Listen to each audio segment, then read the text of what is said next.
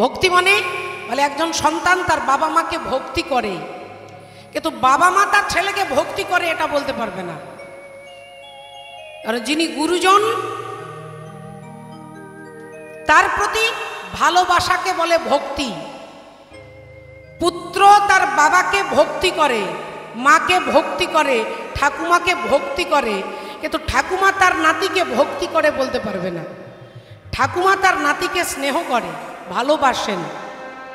ঠিক তেমনি যিনি অনন্ত কোটি ব্রহ্মাণ্ডের ঈশ্বর, যিনি আমাদের পিতা, যিনি আমাদের মাতা, তাকে ভালোবাসাটার নামই হচ্ছে ভক্তি। সেই ভক্তির উদয় যখন হবে তখন বলছে কোনো অন্ধকার থাকবে না, এ কথা আপনারা সকলে জানেন। কিন্তু সমস্যা হলো যে ভক্তি হবে কি করে? ভক্তি হবে কি করে? ওষুধের দোকানে গেলে ট্যাবলেট কিনতে পাওয়া যাবে না, বাজারে কোনো খাবার খেলে ভক্তি বৃদ্ধি হবে না। ভক্তি বৃদ্ধির একমাত্র পথ সেটা হচ্ছে সাধুসঙ্গ। সাধুসঙ্গ সর্বশাস্ত্রে কয় লবমাত্র সাধুসঙ্গ জীবের সর্বসিদ্ধি হয়। হরি বল। জীবের সর্বসিদ্ধি হয় সাধু সঙ্গের দ্বারা। ভক্তি জাগ্রত হতে পারে মাগো। আপনি বুঝবেন কি করে সাধু কাকে বলে? সাধুর পোশাক দেখে নয়, সাধুর প্রতি আপনি যদি বিচার মনোভাব আনেন তাহলে ভক্তি আসবে না।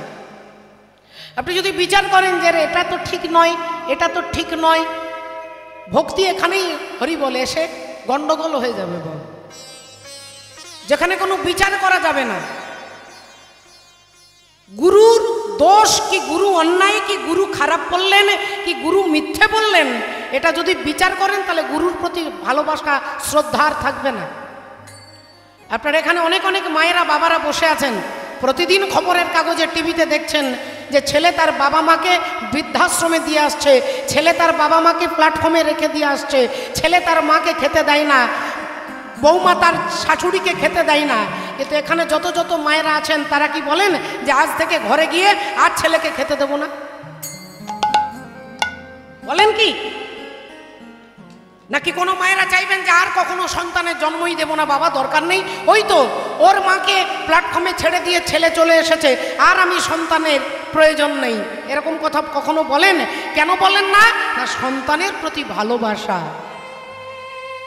তাই যেদিন গুরুর প্রতি আপনার আত্মনিবেদন আসবে সেদিন গুরু কৃপা হবে, সেদিন গুরুর কৃপা হবে। রাধে রাধে। ভক্তমণ্ডলী, ভক্তিমতী মায়েরা, এই আত্মনিবেদন, এই ভগবানের প্রতি সর্বান্তকরণে বিশ্বাসটাকেই বলা হয় ভক্তি। বিশ্বাসের নাম হচ্ছে প্রহ্লাদ। প্রহ্লাদ কোনো ব্যক্তিবাচক নয়, প্রহ্লাদ নামটার তাৎপর্যই হচ্ছে বিশ্বাস। হিরণ্যকশিপুর তার ছেলেকে জিজ্ঞাসা করছে তোর হরি থাকে কোথায়? ছেলে কি বললেন না, তুমি এমন একটা জায়গা আমাকে বলো যেখানে হরি নেই, এমন একটা জায়গা তুমি আমায় বলে দাও বাবা যেখানে হরি নেই। অহংকারী হিরণ্যকশিপুর বললেন তাহলে তুই বলতে চাইছিস তোর হরি কি সব জায়গায় আছে? প্রহ্লাদ বললেন বাবা গো, সামনে পেছনে ডাইনে বামে তুমি যেদিকে তাকাবে সেখানেই হরি আছে। আচ্ছা, তোর হরি যদি সব জায়গায় আছে, আছে এই স্তম্ভটার মধ্যে, এই স্তম্ভের মধ্যে তুই তোর হরিকে দেখাতে পারবি? প্রহ্লাদের মুখ দিয়ে বেরিয়ে গেল, হ্যাঁ আমি ওখানেও হরিকে দেখতে পাচ্ছি। এই পিলারটাকে, এই যে পিলার দাঁড়িয়ে আছে স্তম্ভ, এটাকে ভাঙলে কি পাওয়া যাবে মা? ইট, সিমেন্ট, বালি, পাথর, এতটুকু কোথাও কোনো ফাঁকা জায়গা নেই যে ভগবান ওই ফাঁকা জায়গার মধ্যে লুকিয়েছিলেন। তাহলে যার মধ্যে কোনো জায়গা নেই সেখান থেকে ভগবান বেরিয়ে আসছে, এর অর্থটা কি? না, ভগবান বললেন এই স্তম্ভটার মধ্যে আমি ছিলাম না, আমি প্রকট হলাম কোথা থেকে? না, প্রহ্লাদের অন্ধবিশ্বাস থেকে। একজন ছেলে কার ওপরে ভরসা করে? বাবা মায়ের ওপরে। প্রহ্লাদের বাবাই হচ্ছে চরম শত্রু। প্রহ্লাদের জন্মদাতা পিতা হচ্ছে প্রধান শত্রু, প্রধান ভিলেন। পাহাড় থেকে ফেলে দিচ্ছে, হাতির পায়ের তলায় ফেলে দিচ্ছে, বিষ খাইয়ে দিচ্ছে। একজন ছেলে কোথায় যাবে বিপদে ছুটে? তার বাবার কাছে। তার বাবাই হচ্ছে তার প্রথম শত্রু। এ তো প্রহ্লাদের বিশ্বাস, রাখে হরি তো মারে কে, আর মারে যদি হরি তো রাখে কে। এই যে বিশ্বাস, বিশ্বাস আমাদের টলমল করে মাগো, সদা সর্বদা টলমল টলমল টলমল করে, একটা জায়গায় দাঁড়ায় না। তাই রাবণের কৃপা হয়নি, রাবণ ভগবানকে পাননি। কেন? রাবণের 10টা মাথা। আমার দিকে তাকিয়ে দেখুন। আর এই 10টা মাথা ধরে নিন যে আমি চৈতালি চট্টরাজ, আমার 10টা মাথা। এই 10টা মাথাকে যদি এরকম সাজাতে হয় তাহলে আপনি কিভাবে সাজাবেন? একদিকে 5 আর একদিকে 5 আর মাঝখানে 1, কটা হলো মা? 10টা কি হলো? তা রাবণের কটা মাথা? 10টা মাথা সাজাতে গেলে আপনাকে কিরকম সাজাতে হবে? একদিকে 5, একদিকে 4, এদিকে 5 এদিকে 4, মাঝখানে 1, তবে গিয়ে তো হবে 10। তা রাবণের তাহলে একদিকে 5 কিলো একদিকে 4 কিলো, তাহলে ব্যালেন্সটা কি ঠিক থাকছে? ব্যালেন্স ঠিক নেই। একদিকে 5 একদিকে 4, রাবণের ব্যালেন্সটাই ঠিক নেই। রাবণের মতো পণ্ডিত স্বর্গমূর্ত পাতালে কেউ নেই, রাবণের মতো বেদজ্ঞ কেউ নেই। 10 বছর বয়সে 4টে বেদকে তিনি মুখস্থ করেছেন। মামার বাড়ি ছিল রাক্ষসের বাড়ি, ভেতরে ভেতরে তলে তলে মামা বাড়ির সঙ্গে তার সম্পর্ক খুব সুন্দর করেছিল বলে বাবা বিশ্বশ্রবা মুনি বললেন, তুই ব্রাহ্মণের মতো আচরণ করিস অথচ তলে তলে তুই অসুরদের সঙ্গ করিস, আমি তোকে অভিশাপ দিচ্ছি, তুই অসুর হবি, তুই রাক্ষস হবি। তাই রাবণের বাবা হচ্ছেন বেদজ্ঞ ব্রাহ্মণ, ব্রাহ্মণের ছেলে রাক্ষস হয়ে গেল। রাবণের মতো পণ্ডিত, রাবণের মতো প্রভাবশালী, রাবণের মতো সুন্দর কেউ ছিল না বাবা। রাবণের বিরাট একটা ইউনিভার্সিটি ছিল, যেখানে ভোর 3:24 থেকে সমস্ত রাক্ষস যারা তারা বেদ পাঠ করতেন। কিন্তু বাল্মীকি রামায়ণ খুলে দেখুন, ওই রাবণের মতো এত বড় এত ট্যালেন্টেড ব্যক্তি যিনি, তাকেও বললেন রাক্ষস। কেন? বলে তার ভেতরে ছিল অহংকার। আর এই অহংকারটাই হচ্ছে ভগবানকে না পাওয়ার একটা প্রধান কারণ। আমাদের ভেতরে অহংকার কাজ করে। আমি কালকে বলেছি, আবার বলছি, অহংকার এই কান দিয়ে প্রবেশ করে। ভক্তির জগতে চোখের গুরুত্ব নেই, ভক্তির জগতে কানের গুরুত্ব। আপনি হরি কথা শুনলেই ভগবানের কৃপা হবে, আপনি ভগবানের নাম শুনলেই আপনার মঙ্গল হবে। চোখ আপনাকে আপনার সঙ্গে বেইমানি করতে পারে, কিন্তু ভক্তিমতী মায়েরা এই কান আপনাকে সাহায্য করবে। ভক্তির জগতে ইন্দ্রিয় দিয়ে ভগবত সেবার কথা বলেছেন ঋষিকেশ আর ঋষিকেন সেবনম। ইন্দ্রিয় দিয়ে ভগবানের সেবা, যেটা করবার জন্য আপনারা বসেছেন। চৈতন্য ভগবান এই কারণে এলেন এই কলিযুগে। বিশ্বনাথ চক্রবর্তী পাদ বললেন, কাম কৃষ্ণ কর্মার্পণে ক্রোধ ভক্ত দেশী জনে। ভক্তের কামও থাকবে, ক্রোধও থাকবে। ঘরের মধ্যে রান্নাঘরে আগুন থাকবে, রান্নাঘরে যদি আগুন না থাকে তাহলে রান্না হবে না, ভাতও হবে না, তরকারিও হবে না। আর খাবার না থাকলে আমরা এত সুন্দর সুন্দর শক্তি আমরা ফিরে পাবো না। তাহলে রান্নাঘরে আগুন থাকবে, কিন্তু রান্নাঘরের ওপরে যদি আগুন লেগে যায়, রান্নাঘরের ভেতরে আগুন থাকবে, যদি ওপরে আগুন উঠে যায় বলে ওই আগুনটাই সারা ঘরটাকে পুড়িয়ে ছাই করে দেবে। তেমনি ভক্তের অন্তরে কাম থাকবে, কিন্তু শুধু কামই থাকবে তাহলে আপনার সর্বনাশ করে ছাড়বে। শুধু ক্রোধই থাকবে তাহলে আপনার বিপদ হয়ে যাবে। কাম দরকার, ক্রোধ দরকার, কিন্তু সব জায়গায় একটা জায়গায় এসে মিলিত হবে। সেটা কি না? ভগবানের জন্য। কাম কৃষ্ণ কর্মার্পণে, ক্রোধ ভক্তদ্বেষী জন। তাহলে এই কারণে শাস্ত্র আমাদেরকে বললেন, সাধু সঙ্গ সাধু সঙ্গ সর্বশাস্ত্রে কয়, লবমাত্র সাধু সঙ্গ জীবের সর্বসিদ্ধি হয়। মিলন হবে কত দিনে, অমিলন হবে কত দিনে, ওই আমার মনের মানুষের শোনে, আমার মনের মানুষের শোনে। মিলন হবে কত দিনে, মিলন হবে কত দিনে আমার মনের মানুষের শনি আমার মনের মানুষের শনি মিলন হবে কত দিনে ও মিলন হবে কত দিনে ওই আমার মনের মানুষের শনি আমার মনের মানুষের শনি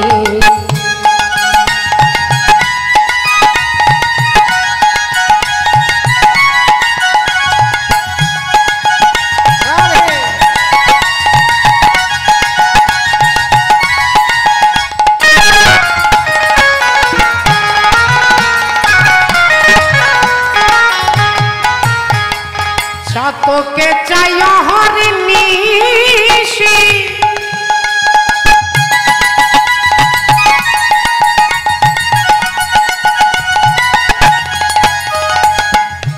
তোকে চাই হরিণীষি আর চেয়ে থাকে কালো শশী এ চাতকে চাই হরিণীষি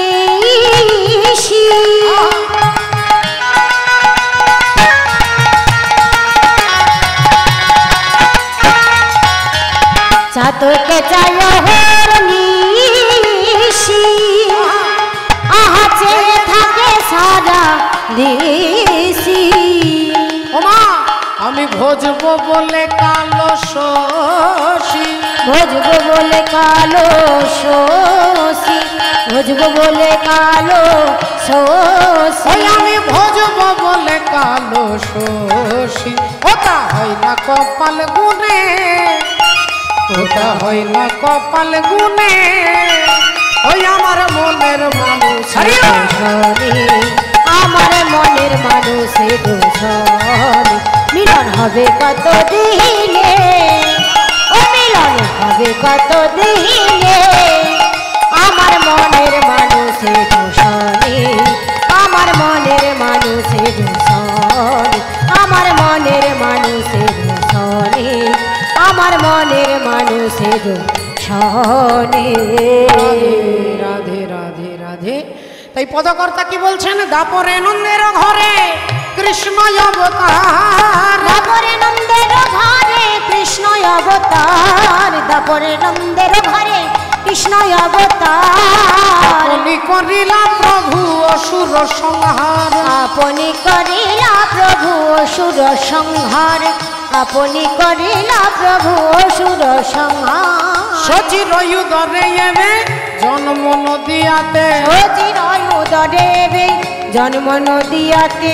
আরে কলি যুগের জীবে সব নিস্তার করিতে জীব সব নিস্তার করিতে কলি যুগের জীব সব নিস্তার করিতে বাসুদেব ঘোষ কহে মনে করিয়া বাসুদেব ঘোষ কহে মনে করিয়া পদ দণ্ড মনে করিয়া ভরসা পদদণ্ড মূলে করিয়া ভরসা পদদণ্ড মূলে করিয়া ভরসা জয় রাধে সকলের চরণে পুনরায় দণ্ডবোধ প্রণাম জানিয়ে ভক্তিমতী মায়েরা আমরা আজকে সরাসরি শুনবো আমরা জানবো আমরা মহাভারতকে লক্ষ্য করে সামাজিক শিক্ষা জীব শিক্ষার কথা আমরা আস্বাদন করব আমরা জানব যে ভগবান তিনি দর্পহারী মধুসূদন কারোর অহংকার তিনি কখনো সহ্য করেননি আর কারোর অহংকার তিনি রেখে দেননি বাবা ভজন করতে করতে নাম করতে করতে জপ করতে করতে যদি মনে হয় যে আমার থেকে বড় ভক্ত আর কেউ নেই জানতে হবে যে ভগবান তার মাথা থেকে হাতটা সরিয়ে নিয়েছে তাই অহংকার আপনার মাথার উপরে চেপে গেছে আর এই অহংকার যখনই মাথায় চাপবে তখনই ভগবান তার বিনাশ তার তারিখটাও ঠিক করে দেবেন বাবা এই ইতিহাস এই তত্ত্ব জানতে গেলে আজকে আমরা জানব যে ভগবান তিনি ভক্তের কার দর্প চূর্ণ করেছেন ভগবানের নামই হচ্ছে দর্পহারী মধুসূদন এই দর্পহারী মধুসূদন নামটা কে রেখেছেন না অর্জুন অর্জুন ভগবানের নাম দিয়েছিলেন দর্পহারী মধুসূদন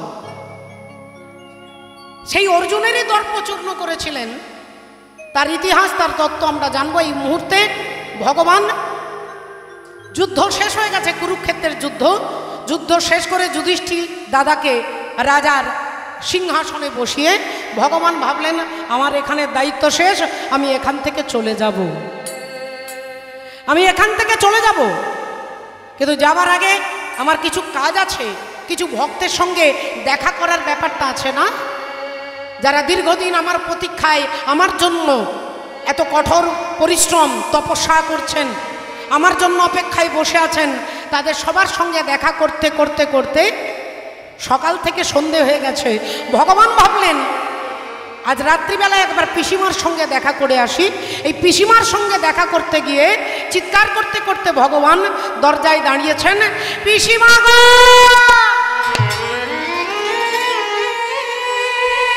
ও পিসিমা। পিসিমা কুন্তী দেবী তাড়াতাড়ি ছুটে এসে দরজাটা খুলেছে, আয় বাবা আয় আয় আয় আয় আয় বাবা আয়। তা হ্যাঁ রে, এই রাত্রিবেলায় তোর ঘুম আসছে না বুঝি? ঘুম হচ্ছে না? ভগবান বললেন না না পিসিমা, তা নয়, আজকে সকাল থেকে কাজ করতে করতে করতে তোমার কাছে আসতে একটু দেরি হয়ে গেছে। তা বাবা কাল সকালে আসতে পারতিস, অন্য কোনো একদিন আসতে পারতিস।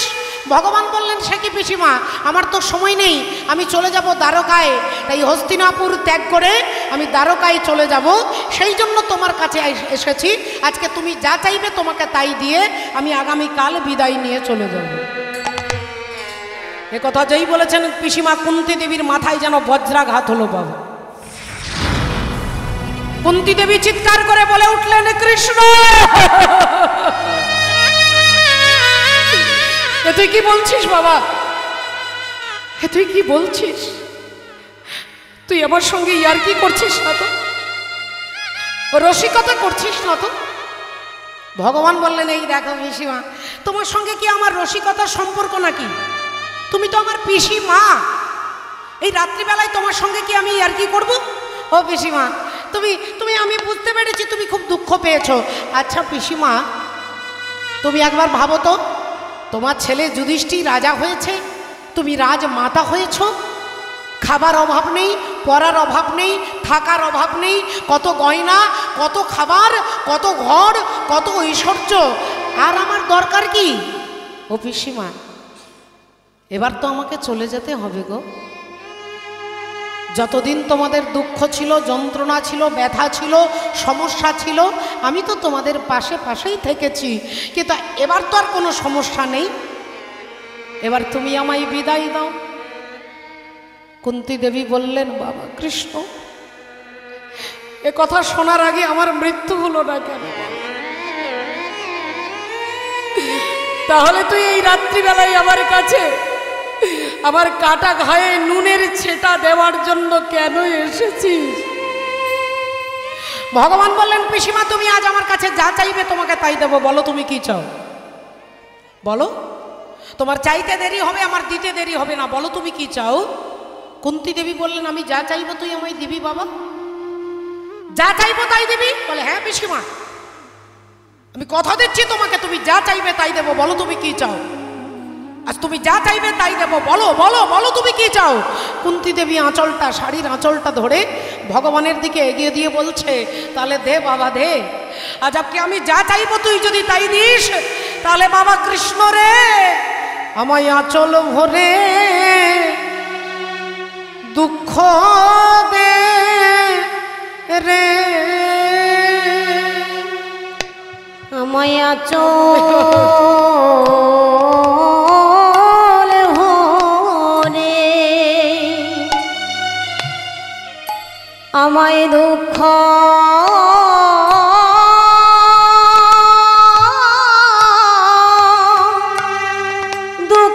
দে রে,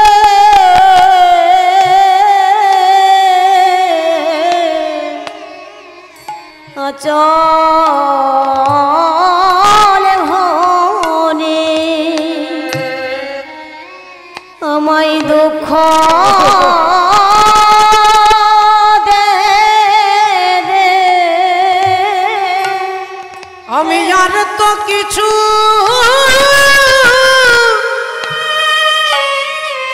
ওরে চাই না কৃষ্ণ, তুই আমায় আঁচল ভরে আমাকে দুঃখ দে বাবা, আমি আর এত কিছু আমাকে ব্যথা দে, জ্বালা দে, যন্ত্রণা দে, আমি আর কিছু চাই না। জগতের সমস্ত দুঃখ তুই আমার আঁচলে ঢেলে দে বাবা। ভগবান বলে পিসিমা গো, পিসিমা গো, আজ ইতিহাস সাক্ষী আছে, ইতিহাস তার সাক্ষী। আজ পর্যন্ত আমার কাছে দাঁড়িয়ে কেউ দুঃখ চায় না, আমার কাছে দাঁড়িয়ে কেউ ব্যথা চায় না, কেউ টেনশন চায় না, কেউ আঘাত চায় না। তুমি আমার কাছে দুঃখ চাইছো পিসিমা? তোমার সারাটা জীবন শুধু দুঃখ। কুন্তী দেবীর সারা জীবনে শুধু দুঃখ, তিনি আবার ভগবানের পিসি। বলে যখন ছোট ছিলে তুমি, তোমার বাবা তোমার মা তোমাকে তার বন্ধুর হাতে তুলে দিল। শূরসেনের বন্ধু হচ্ছে কুন্তী ভোজ। রাজা কুন্তী ভোজের কোনো মেয়ে কোনো ছেলে ছিল না। শূরসেন তার মেয়ে, ছোট্ট মেয়েকে বন্ধুর হাতে দিয়ে বললেন, আজ থেকে আমার মেয়েটা তোর মেয়ে, আজ থেকে তোকে বাবা বলবে, তোর স্ত্রীকে মা বলবে, আমি আমার মেয়েকে চিরকালের জন্য তোকে দিয়ে দিলাম। যা। ছোটবেলায় তোমার বাবা মা তাদেরকে ছেড়ে তোমাকে অন্য একজনকে বাবা একজনকে মা বলতে হলো, এটা কি কম দুঃখ পিসিমা তোমার জীবনে? তারপর বলে তারপর কুমারী অবস্থায় সূর্যদেবের আশীর্বাদে একটি সন্তান হলো, যাকে সমাজের লোকলজ্জার ভয়ে, সমাজের ভয়ে, কলঙ্কের ভয়ে সেই ছেলেটাকে রাতের অন্ধকারে তামার পাত্রে রেখে গঙ্গার জলে ভাসিয়ে দিতে হলো। এটা কি কম দুঃখ পিসিমা?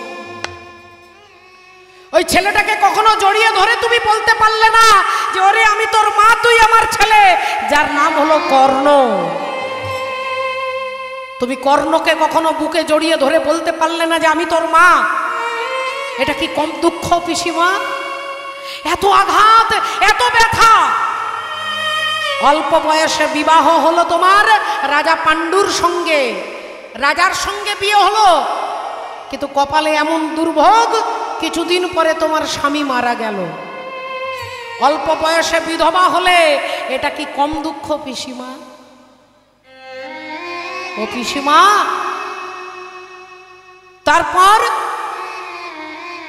তোমার ভাসুরের ছেলে দুর্যোধন তোমার ছেলেদের সঙ্গে একটা ঘরে রেখে দিয়ে আগুন ধরিয়ে পুড়িয়ে মারবে লাক্ষা ভবনে। মারবার জন্য তোমার ফ্যামিলির লোকজন চাই না যে তুমি বেঁচে থাকো। এটা কি কম দুঃখ? তোমার আত্মীয় পরিজন তোমার আত্মহনন করতে চায়, তোমাকে মারতে চায়, এটা কি কম দুঃখ? এত দুঃখ, এত যন্ত্রণা। জঙ্গলে জঙ্গলে ঘুরলে খালি পায়ে, কখনো খেতে পাওনি, কখনো শুতে পাওনি, কখনো ঘর নেই। এত যন্ত্রণা পাওয়ার পরেও তুমি আজ আমার কাছে দাঁড়িয়ে বলছো, কৃষ্ণ তুই আমাকে জগতের যত দুঃখ তুই আমাকে দে। সারা জীবন দুঃখ পেও, এত দুঃখ এত যন্ত্রণা পেও, আজ তুমি আমার কাছে দুঃখ চাইছো পিসিমা? কুন্তী দেবী বললেন, বাবা কৃষ্ণ, যতদিন আমাদের জীবনে দুঃখ ছিল তুই আমাদের পাশে ছিলি বাবা, তুই আমাদের পাশে ছিলি, আমাদের কাছে কাছে ছিলি। আর আজকে আমার ছেলে যুধিষ্ঠির রাজা হয়েছে, আমি রাজমাতা হয়েছি। আজ আমার কোনো কিছুর অভাব নেই, খাওয়া মাখা পরার কোনো অভাব নেই, কিন্তু আজ এই সুখের দিনে তুই আমাদের ছেড়ে চলে যাচ্ছিস বাবা।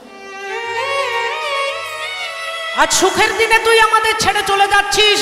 এতক্ষণ পরে এটাই বুঝতে পারলাম যে যতদিন দুঃখ ছিল তুই পাশে ছিলি, সুখের দিনে তুই যদি আমাদের ছেড়ে চলে যাস, এমন সুখের প্রয়োজন নাই যে সুখে কৃষ্ণ হারা হতে হয়। ভগবানের সঙ্গে সঙ্গে বললেন, পিসিমা গো, আমি কথা দিলাম যখন যেখানে, সকাল নয়, বিকেল নয়, দুপুর নয়, রাত্রি নয়, যখন তুমি যেখানে দাঁড়িয়ে আমাকে ডাকবে, আমি তখন সেথায় এসে দাঁড়াবো।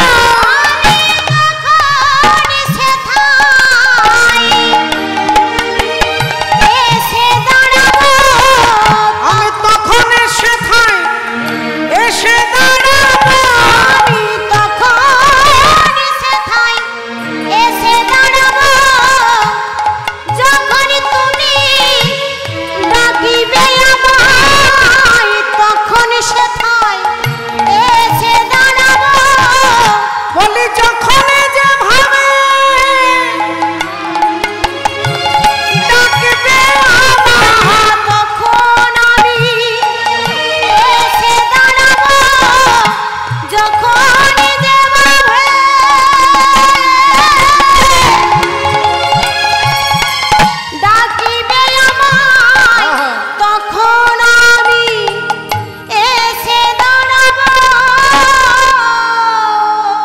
যখন যেখানে আমাকে ডাকবে তুমি আমাকে পাবে, আমি কথা দিচ্ছি তোমার কাছে আমি এসে দাঁড়াবো পিসিমা। কিন্তু আমার তো অনেক দায়িত্ব আছে, আমাকে চলে যেতে হবে, তুমি আমাকে আশীর্বাদ করো। এই বলে কুন্তী দেবীকে পিসিমাকে প্রণাম করে ভগবান শ্রীহরি ওখান থেকে বেরিয়ে চলে যাচ্ছে। যেতে যেতে যেতে হঠাৎ মনে হলো আরেকজনের সঙ্গে দেখা করতে হবে, বাকি রয়ে গেছে। আরেকজনের সঙ্গে দেখা করব, যিনি বিভিন্ন আঘাতে জর্জরিত, ব্যথায় চিত্ত যার দ্রবীভূত, আমি তার সঙ্গে দেখা করব। হাঁটতে হাঁটতে ভগবান যাচ্ছেন, চারিদিকে নিস্তব্ধ নিঝুম রাত্রি। একটা ঘরে একটা ছোট্ট প্রদীপ জ্বলছে, আর সেই অন্ধকার ঘরে বসে একজন কাঁদছে, মুখে আঁচল চাপা দিয়ে। ভগবান তার পেছনে দাঁড়িয়েছেন। পিসিমা, তিনি আর কেউ নন মা, তিনি শতপুত্র হারা জননী, যার নাম হচ্ছে গান্ধারী। যেই পিসিমা বলে ডেকেছেন, গান্ধারী অমনি পিছন ফিরে তাকিয়ে উঠেছে। কে তুমি? তোমায় আমি দেখতে পাচ্ছি না কেন, তুমি কে? যদি তোমার সাহস থাকে আমার সামনে এসে দাঁড়াও, আমি তোমাকে দেখতে চাই, তুমি কে? বললেন মা, আমি তোমার সামনে পেছনে ডাইনে বামে পূর্ব পশ্চিম উত্তর দক্ষিণ ঈশান নৈঋত অগ্নি বায়ু ঊর্ধ্ব অধ, তুমি যেদিকে তাকাবে আমি সেখানে আছি। কিন্তু আমাকে দেখতে গেলে এরকম হ্যালোজিন জ্বেলে দিলে দেখা যাবে না, এরকম হ্যালোজিনের আলোতে নয়, টিউবলাইটের আলোতে নয়, সূর্যের আলোতে নয়। আমাকে দেখতে গেলে যে আলোটার প্রয়োজন, তার নাম হচ্ছে দিব্য জ্ঞান। না তুমাং শক্যসে দ্রষ্টু মানে নৈব সচক্ষুষা দিব্যাং দদামি তে চক্ষু পশ্যমে যোগ মহেশ্বরম। তুমি আমায় দেখবে মা? অমনি গান্ধারী তাকিয়ে দেখছে, দেখে স্বয়ং ভগবান দাঁড়াইয়ে আছে। দেখে স্বয়ং ভগবান দাঁড়াইয়ে আছে। ও দেখে স্বয়ং ভগবান দাঁড়াইয়ে আছে। দেখে স্বয়ং ভগবান দাঁড়াইয়ে আছে। ও যে গান্ধারী চোখের কাছে স্বয়ং ভগবান দাঁড়াইয়ে আছে। গান্ধারী চোখের কাছে স্বয়ং ভগবান দাঁড়াইয়ে আছে। আর যেই ভগবানকে দেখেছে অমনি গান্ধারী বলে উঠল, তুমি সেই কৃষ্ণ, তুমি সেই কৃষ্ণ যে আমাকে মা বলে ডাকবার মতো কাউকে ডাকলে না। তুমি সেই কৃষ্ণ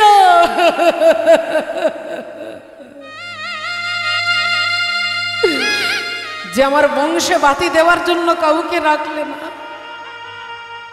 তুমি সেই কৃষ্ণ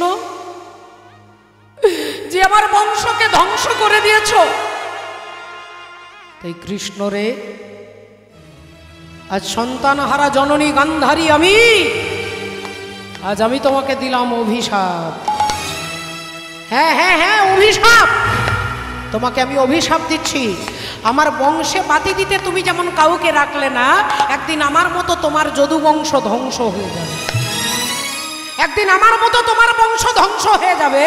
যেই এ কথা বলেছেন, অমনি সচ্চিদানন্দ পরমাত্মা ভগবান হরি একটু মিষ্টি হেসে বললেন, মা তোমার অভিশাপ আমি মাথায় তুলে নিলাম।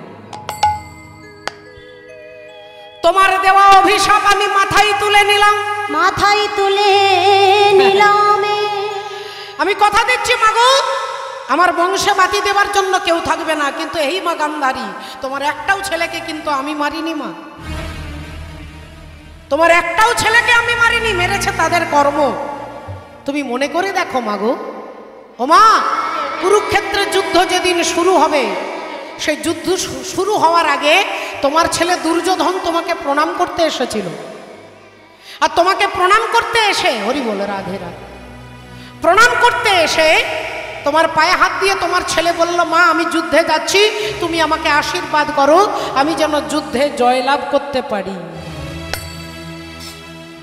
তোমার পায়ে হাত দিয়ে বলল, তুমি আমাকে আশীর্বাদ করো আমি যেন যুদ্ধে জয়লাভ করতে পারি। তুমি মা গান্ধারী ছেলের মাথায় হাতটা দিয়েছিলে, হাতটা সরিয়ে নিয়ে বললে, বাবা তুই যে যুদ্ধে যাচ্ছিস এই যুদ্ধ হচ্ছে ধর্মযুদ্ধ। এটা কার্গিল যুদ্ধ, এটা পানিপথের যুদ্ধ, এটা ভারত পাকিস্তানের যুদ্ধ, এটা ভারতের সঙ্গে চীনের যুদ্ধ। এ যুদ্ধ নয়, এ যুদ্ধের নাম ধর্মযুদ্ধ। ধর্মক্ষেত্রে কুরুক্ষেত্রে সমাবেত যুযুৎসব মামকা পাণ্ডবশ্চৈব কিম কুরুবত সঞ্জয়। তা ধর্মক্ষেত্র, এটা ধর্মের যুদ্ধ। এই যুদ্ধে তুই হারবি না তুই জিতবি আমি বলতে পারবো না বাবা, তুই হারবি না তুই জিতবি আমি বলতে পারবো না। তবে হ্যাঁ, আমি তোর মা, তুই আমার ছেলে, এই তোর মাথায় হাত রেখে আশীর্বাদ করে বলছি, ধর্মপক্ষের হবে জয় যে পক্ষে শ্রীকৃষ্ণ রয়। ধর্মপক্ষের হবে জয় যে পক্ষে শ্রীকৃষ্ণ রয়। এটা তুমি বললে তোমার ছেলেকে, আর আজকে কুরুক্ষেত্রের মাঠে দাঁড়িয়ে তুমি আমাকে অভিশাপ দিচ্ছ মা। তোমার অভিশাপ আমি মাথায় তুলে নিলাম। আজ ভগবান হাঁটতে হাঁটতে চলে যাচ্ছে, আজ চলিতে চলিতে পথে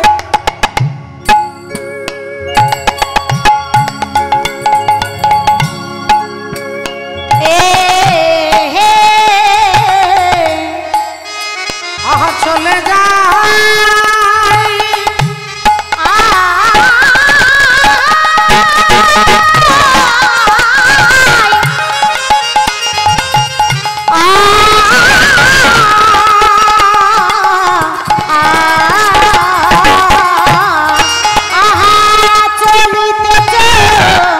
চলিতে পথে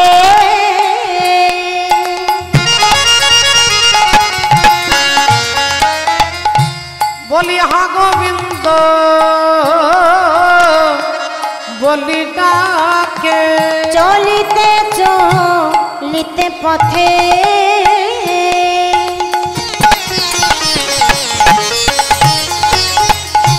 ও গো হা গোবিন্দ বলি ডাকে,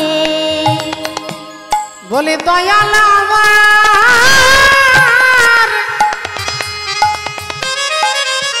হেলিয়া দুলিয়া চলে যাই গো, দয়াল আমার হেলিয়া দুলিয়া চলে যায়। ও গো দয়াল আমায়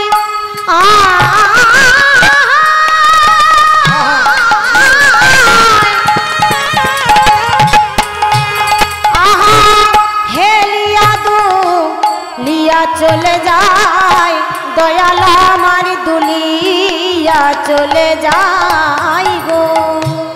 ওমা ভগবান হাঁটতে হাঁটতে চলে যাচ্ছে, এমন সময় দেখা হয়ে গেল কার সঙ্গে না, অর্জুনের সঙ্গে দেখা হয়ে গেল বাবা।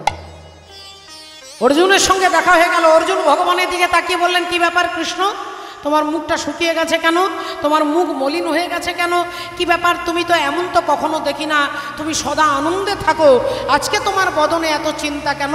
ভগবান বললেন, কই না তো কিছু চিন্তা নয়। বলে, না না তুমি আমার কাছে লুকাতে পারবে না, বলো বলো কৃষ্ণ তোমার কি হয়েছে। ভগবান বললেন, তোমার জেঠিমা আমাকে অভিশাপ দিয়েছে, তোমার জেঠিমা আমাকে অভিশাপ দিয়েছে।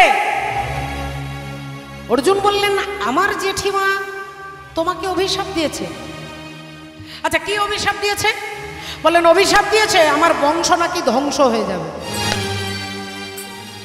আমার বংশ নাকি ধ্বংস হয়ে যাবে। যেই বলেছে অমনি অর্জুন হেসে ফেলেছে। ওসব চিন্তা করো না, চিন্তা করো না, চিন্তা করো না, ও অভিশাপ কখনো, ওসব অভিশাপ ওসব সত্যি হয় না, ও চিন্তা করার দরকার নেই। ভগবান বললেন, তার মানে তুমি কি বলতে চাইছো অভিশাপ সত্যি হয় না? বললেন না। শোনো কৃষ্ণ, কুরুক্ষেত্রের মাঠে দাঁড়িয়ে ভীষ্মদেবের মা, যার নাম হচ্ছে পতিত পাবনী মা গঙ্গা, ওই গঙ্গা দেবী আমাকে অভিশাপ দিয়েছিল যে ওরে অর্জুন, একজন মায়ের চোখের সামনে তার ছেলে যন্ত্রণায় ছটপট করছে, হাজার হাজার তীরের বিছানায় ভীষ্মদেব শুয়ে আছে, আর ভীষ্ম জননী মা গঙ্গা দেবী অর্জুনকে অভিশাপ দিচ্ছে যে তুই যেমন আমার ছেলেকে আমার চোখের সামনে আঘাত দিলি, আমি তোকে অভিশাপ দিচ্ছি, একদিন তোর ছেলের হাতে তোকে মরতে হবে, একদিন তোর পুত্রের হাতে তোকে মরতে হবে। মা গঙ্গা দেবী অভিশাপ দিয়েছিল আমাকে। এবার বলো তো কৃষ্ণ, সেটা কি সত্যি হলো? হ্যাঁ, আমাকে যে বললো যে আমার ছেলের হাতে আমি মরবো, তা কই সত্যি তো হলো না, কারণ আমার ছেলেরা তো কেউ বেঁচে নেই, সব তো শেষ হয়ে গেছে। তাহলে আমার ছেলেই যখন বেঁচে নেই, তাহলে আমাকে মারবে কি করে? গঙ্গা দেবী বলেছিল তোর ছেলের হাতে তুই মরবি, আমার ছেলেরাই সব, কেউ আর বেঁচে নেই, তাহলে তো আমাকে মারবার মতো আর কেউ নেই, তাহলে মা গঙ্গার দেওয়া অভিশাপটা মিথ্যে হলো না? বলে দিয়ে যখনই অর্জুন হাসছেন, ভগবান ভাবলেন অন্যান্য কাজ পরে হবে, আগে তোমার অহংকারটাকেই চূর্ণ করতে হবে। অন্যান্য কাজ পরে করবো, আগে তোমার দর্পটাকে চূর্ণ করব। ভগবান বললেন ওসব বাজে কথা রাখো, ওসব বাজে কথা বাদ দাও, সব ভুলে যাও। আগে তুমি বলো অর্জুন, তোমার দাদা যুধিষ্ঠির যে রাজসূয় যজ্ঞ করছে, সেই রাজসূয় যজ্ঞে যে ঘোড়া, একটা ঘোড়াকে যজ্ঞ করে ছেড়ে দেবে, ঘোড়াটা যে রাজ্যের ওপর দিয়ে যাবে, সেই রাজ্যের রাজা যদি ঘোড়াটাকে ধরে, তাহলে পঞ্চপাণ্ডবের সঙ্গে যুদ্ধ হবে। যুদ্ধে যিনি হারবেন, যদি হেরে যায় এই রাজ্যের রাজা, তাহলে এই জায়গাটা, গোটা রাজ্যটা পঞ্চপাণ্ডবের হয়ে যাবে। তাহলে সেই যজ্ঞের ঘোড়াটা এখন কোথায়, কত দূরে, কোনখানে গেছে, তুমি কি কিছু খবর রেখেছো অর্জুন?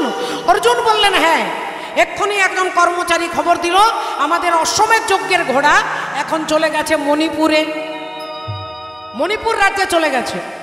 বলে মণিপুর রাজ্যে তোমাদের ঘোড়া চলে গেছে?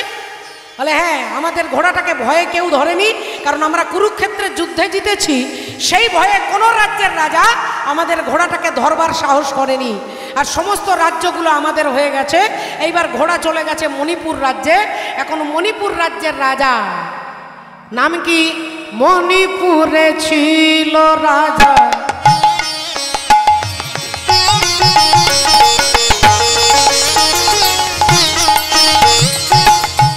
মণিপুরে ছিল রাজা,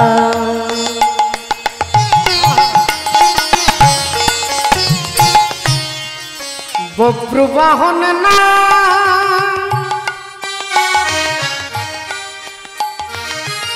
ওগো বব্রুবাহন না, বব্রুবাহন না, মণিপুরে ছিল রাজা, বব্রুবাহন না, বব্রুবাহন না, বব্রুবাহন নামে। ওগো ধর্মে কর্মে ছিল মতি, রাজায় অতি গুণবান, অতি গুণবান। আহা ধর্মে কর্মে আছে মতি, রাধে রাজায়